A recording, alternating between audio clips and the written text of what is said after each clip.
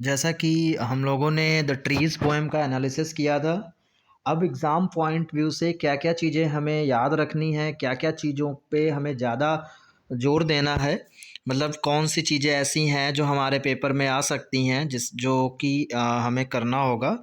तो यहाँ पे उन चीज़ों को हम करेंगे, क्वेश्चन आंसर हैं, एमसीक्यूज़ हैं, उनको देखेंगे।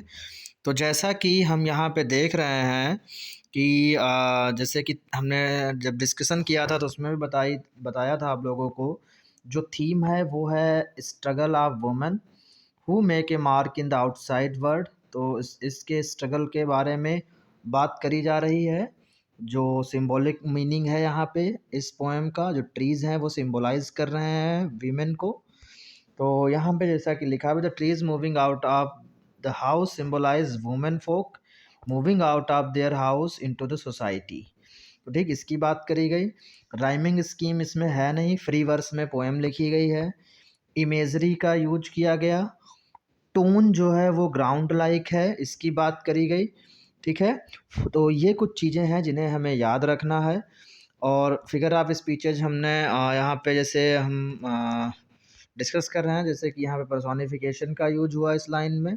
जितनी भी लाइन इधर हैं सारी पर्सोनिफिकेशन की हैं। फिर ये जो है आपका ये लाइन जो है सिमली यूज हुआ इनमें। ठीक है, तो बाकी शॉर्ट समरी आप लोग देख सकते हैं, इसको पढ़ सकते हो। The trees in the house want to break the walls of the house and move to the forest, जिसका सीधा सीधा मतलब है कि जो वुमेन है वो वॉल्स को तोड़ना चाहती हैं। The poem reflects how women want to be free of the walls of social restrictions men have put around them, they want to move and participate in the society। तो ये जो है ओवरऑल ये summary है। तो इसको हमने बताया भी था जब एनालिसिस किया था पोएम का। देन यहाँ पर ये कुछ लिटरेरी डिवाइसेस हैं, इनको आप पढ़ सकते हो। जैसे ये फ्री वर्स पोएम है, 4 स्टैंजा है, 32 लाइन्स हैं, कोई भी राइम स्कीम नहीं है, नो रेगुलर मीटर कोई भी पैटर्न फॉलो किया गया है। ठीक है, तो इस तरीके से। अब रिपीटिशन कहाँ पे है? Occurs in the first stanza, the forest that was empty reinforcing the idea that previously there was no life outside, take note also where no birds no insect no sun। तो यहाँ पे anaphora का use हुआ है क्योंकि no no जो है बार बार आपका आ रहा है। सिमिली ऊपर भी हमने डिस्कस किया कि पर्सोनिफिकेशन यहाँ पे दिया है। इमेजरी आप लोग देख सकते हैं, टॉलेस्ट ओक के ऊपर क्राउन लगा है, इमेजरी का यूज किया गया है। और ट्रीज तो एक्सटेंडेड मेटाफर हैं ही जो सिंबल के रूप में यूज किए गए हैं। तो ये सारी चीज़ें, जैसे ये इंपॉर्टेंट लाइन है, मेटाफर क्या, the tree is extended metaphor, the trees are women who are seeking their new identity from their hollow and suppressed existence, the relation between the longing for freedom by women as represented by freedom। अब main जो चीज़ें हैं उनको discuss करते हैं। जैसा कि जिसने मेरा वीडियो पिछला ना देखा तो वो देख सकता, पढ़ा है, उसको हमने डिटेल में समझाया है इस पोएम को वहाँ पर। फिर ये जैसे ये एक्सट्रैक्ट दिया है, अब आपका एक्सट्रैक्ट तो आएगा नहीं, या हो सकता है एक्सट्रैक्ट आ जाए क्योंकि एमसीक्यू है तो कुछ भी हो सकता है, कुछ भी बना सकते हैं ये, तो वो अलग चीज़ है। हम यहाँ पे क्वेश्चन देखेंगे। जैसा कि पहला क्वेश्चन है आपका, इसमें लिखा choose the option that list the example of exertion. इसमें एक वर्ड एक्सर्सन का यूज किया गया है पोएम में। तो कह रहे हैं कि यहाँ पर नीचे से कौन ऐसे सेंटेंसेस हैं जिनमें एक्सर्सन का वो सही से एग्जाम्पल हैं। तो यहाँ पे पहला ऑप्शन है, Naina had been up all night keeping account and now she is resting. फिर Swati was running for 5 miles non stop last evening. फिर Hari is being watching his favourite web series and having snacks. Sachin helped a senior citizen board a flight in the morning. तो exertion का मतलब प्रयास करना होता है। जब हम किसी चीज़ को एफर्ट करते हैं, जोर लगाते हैं, तो यहाँ पे अग इस पे देखा जाए एफर्ट की बात तो इन दो सेंटेंसेस में हो रही है, 1 एंड 2 में। तो यहाँ पे ऑप्शन ए आपका सही हो जाएगा, 1 एंड 2। नेक्स्ट है, choose the image that represent the main object of the extract literally. मतलब दो मतलब है, लिटरली एंड मेटाफरिकली। तो मेटाफर के रूप में अगर बात करें तो ट्रीज वुमेन को रिप्रेजेंट करते हैं, लेकिन लिटरल मीनिंग और यहाँ पे इस पोएम में ट्रीज का क्या है, कौन सी मेन चीज़ है जिसके बारे में बात कर रहे हैं, तो option A image, sorry option 1 या ऑप्शन 2 या ऑप्शन 3 या ऑप्शन 4। तो जिन पेड़ों की बात करी जा रही है वो क्रीप्स हैं। वो मतलब कैसे हैं, क्योंकि वो विंडो के सहारे ऊपर चढ़ने की कोशिश कर रहे हैं, तो बाहर निकलने की कोशिश कर रहे हैं। और ट्विग्स स्मॉल डेलिकेट्स शाखाओं की बात करी गई, जिनकी ट्विग्स बहुत डेलिकेट हैं, टेंडर हैं, लीव्स हैं। तो यहाँ पर बात करते हैं थर्ड वाला ऑप्शन सी सही हो जाएगा आपका। नेक्स्ट जो है हम बात करते हैं, यहाँ पे देखिए choose the correct option that mentions the correct poetic device use against the correct example. यहाँ पे जैसे दिया है इसमें पोएटिक डिवाइस है, मतलब फिगर ऑफ स्पीच है, उस पर आगे एक सेंटेंस दिया है। तो कौन ऐसा ऑप्शन है जो करेक्टली मैच करता है, तो यहाँ पे पढ़ेंगे। जैसे पहले में सिमिली, तो सिमिली के सामने लिखा है लॉन्ग क्रैम्प्ड बो, फिर मेटाफर लिखा है लाइक न्यूली डिस्चार्ज पेशेंट, ये होगा नहीं क्योंकि मेटाफर में लाइक और एज का यूज़ नहीं होता है, तो ये सिमिली का एग्जाम्पल है जो गलत दिया है। सेकेंड है personification, small twigs stiff with exertion, सही है ये।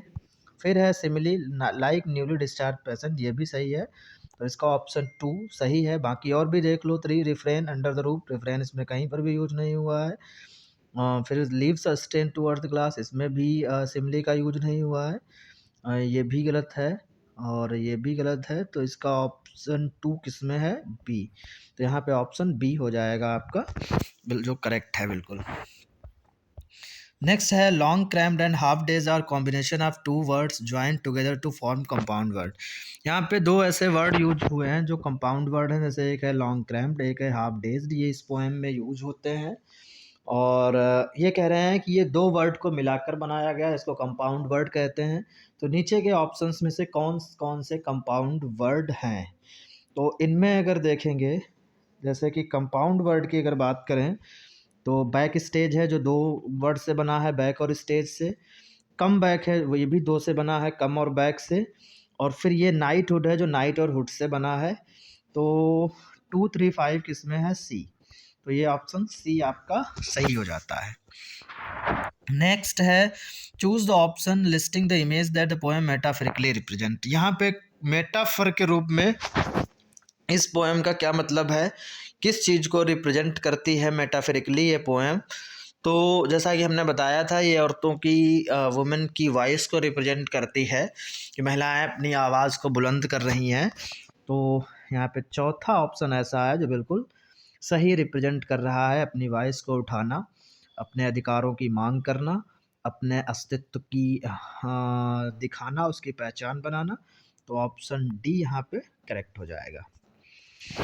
नेक्स्ट है आपका, ये फिर से एक एक्सट्रैक्ट दिया है, स्टेंजा है, फिर इसमें क्वेश्चन दिए हैं। तो क्वेश्चन हम देखेंगे, लिखा है the poet talks about the house as.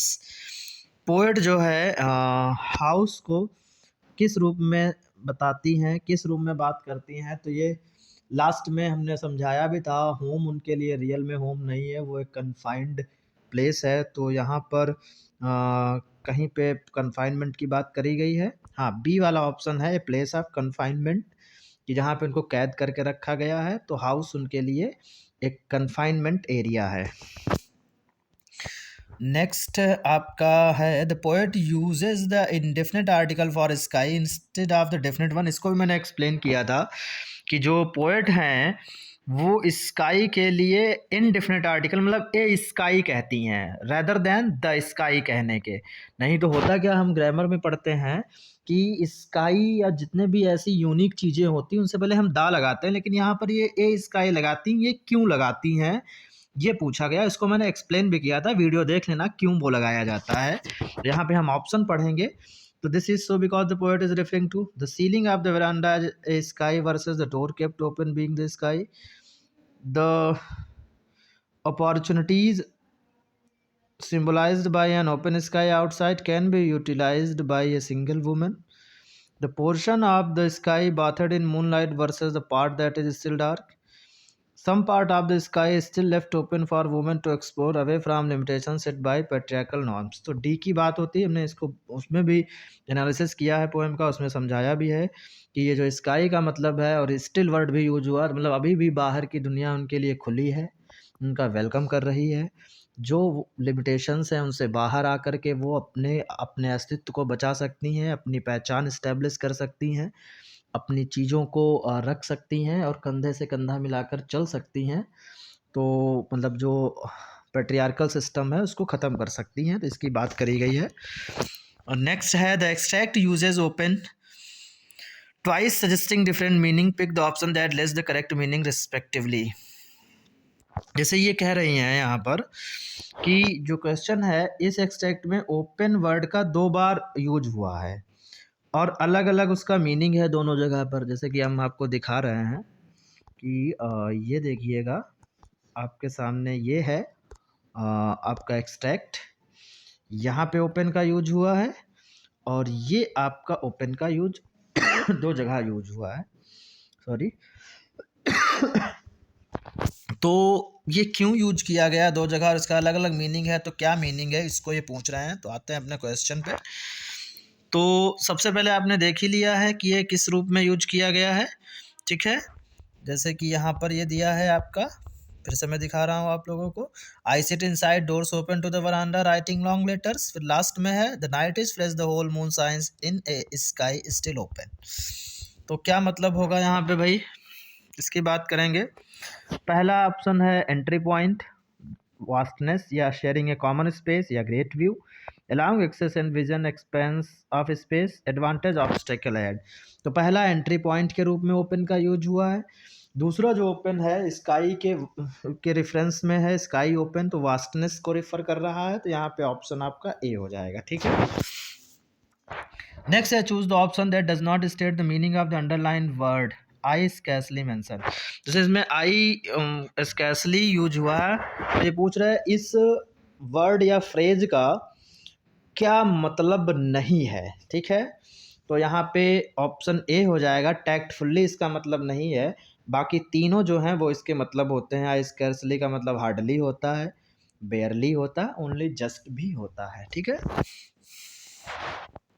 फिर choose the option that correctly depicts the imagery in the last 2 lines of the extract. जो एक्सट्रैक्ट की लास्ट की 2 लाइन्स हैं, कौन सी इमेजरी का यूज किया गया है आप देख लो। 2 लाइन आपको हम दिखा रहे हैं यहाँ पर। ये लिखा है the night is fresh the whole moon shines. तो होल मून साइंस की बात कर रहे हैं, तो होल मून जो है आपका ये तीसरी इमेज है उसमें साइन कर रहा है, तो ऑप्शन सी हो जाएगा। तो यहाँ पर जो है आपका इसमें ऑप्शन सी करेक्ट है। फिर हम नीचे बढ़ते हैं। My head is full of whispers which tomorrow will be silent listen the glass is breaking trees are stumbling forward. ये एक स्टेंजा है। तो यहाँ पे the crown of the oak lies in its. तो क्राउन जो है ओक पर कहाँ पर है, ओक पेड़ पर, तो ये है टॉप मोस्ट ब्रांच पे, ये हो जाएगा, ठीक है। फिर है the wind rushes to meet the. जो विंड है वो रसेस टू मीट द, वो किसको मिलने के लिए आगे बढ़ती हैं, इस पोएम को मैंने किया था। तो ये है आपका यहाँ पे रूट्स को, रूट्स का वेलकम करने के लिए, जैसा कि स्टेंजा में भी होगा। हाँ ये दिया है। My head is full of whispers, which tomorrow will be silent. And the glass is breaking, the trees are stumbling forward into the night, wind rush to meet them। ठीक है, तो यहाँ पर 1 minute।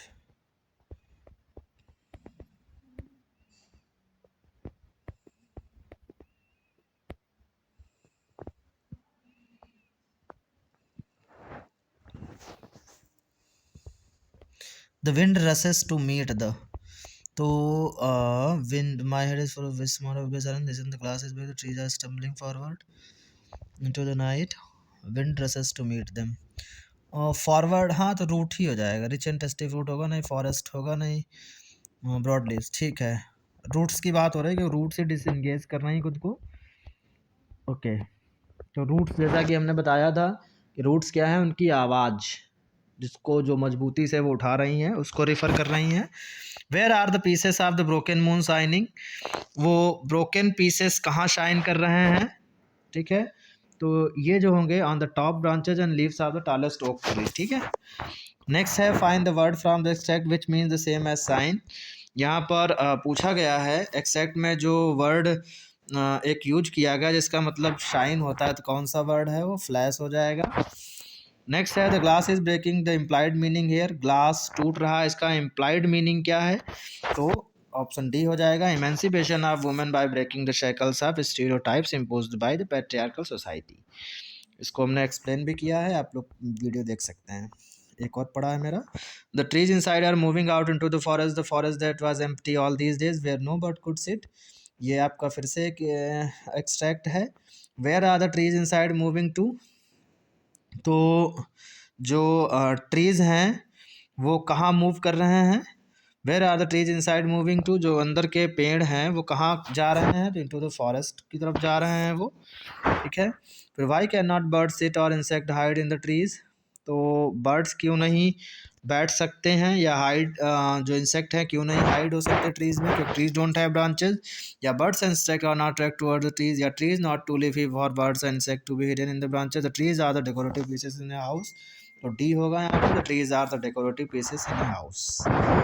Which word here mean hide from view, तो hide from view का क्या मतलब है यहाँ पे, ऑप्शन ए हो जाएगा, बरी।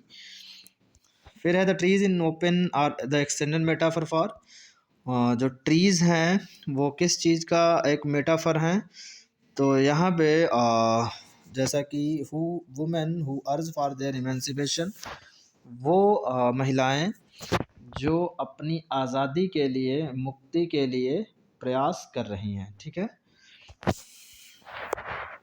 No sun bury its feet in shadow, the poet implies here that, तो यहाँ पे पोएट क्या कहना चाहता है, तो पोएट यहाँ पे कहना चाहता है कि sunlight could never disappear under the shadow of the trees as the forest is empty, D की बात हो रही है। नेक्स्ट है all night the root works to disengage themselves from the cracks in the veranda floor, ये फिर से एक स्टैंजा आपका दिया है। Why do the roots work all night, क्यों जो है जो रूट्स हैं वो पूरे रात काम करती हैं, तो क्यों करती हैं, क्योंकि they can free themselves from the walls put around them by humans, वो अपने आप को फ्री कर सकें। Which word means to be free और सेपरेट इन द स्टैंजा, किसका मतलब है टू बी फ्री कर लेना, तो डिसएंगेज का मतलब होता है to be free. Which poetic device has been use in line like newly discharge, ये भी मैंने ऊपर डिस्कस किया था। इस पोएटिक डिवाइस का मतलब कौन सी पोएटिक डिवाइस यूज हुई है, तो इसमें क्योंकि लाइक का यूज हुआ है, एक न्यूली डिस्चार्ज पर्सन से कंपेयर किया गया है ट्रीज़ को, तो सिमली, और ट्रीज़ को भी किससे कंपेयर किया गया है, महिलाओं से। बो सफलिंग under the roof it implies on deeper level that, तो यहाँ पे वो प्रयास कर रही हैं नीचे, तो इसका क्या मतलब है, यहाँ पे द ऑपरेशन ऑफ वुमेन को रिफर कर रहा है ये। नेक्स्ट है small twigs stiff with exertion the poet voices symbolically the concern about, तो ये भी जो है आपका यहाँ पे operation of women and their emancipation की बात कर रहे हैं। इसमें इसका मतलब सिंबल के रूप में महिलाओं के इमेंसिपेशन की बात हो रही है। तो यही इतने क्वेश्चंस थे, इनको हमने किया। बाकी और एक वीडियो बना दूंगा, एक नेक्स्ट कोई पोएम करूंगा, फिर उसके भी जो एमसीक्यू लगेंगे उनको करेंगे, फिर ओवरऑल एक वीडियो बनाएंगे जिसमें सारी पोएम्स के एमसीक्यू रखकर उसको कवर करेंगे। अभी एक एक पोएम को कवर कर रहे हैं, फिर 10th की जब सारी पोएम्स हो जाएंगी, आई थिंक 2 बची हैं, बाकी हमने कवर कर ली हैं।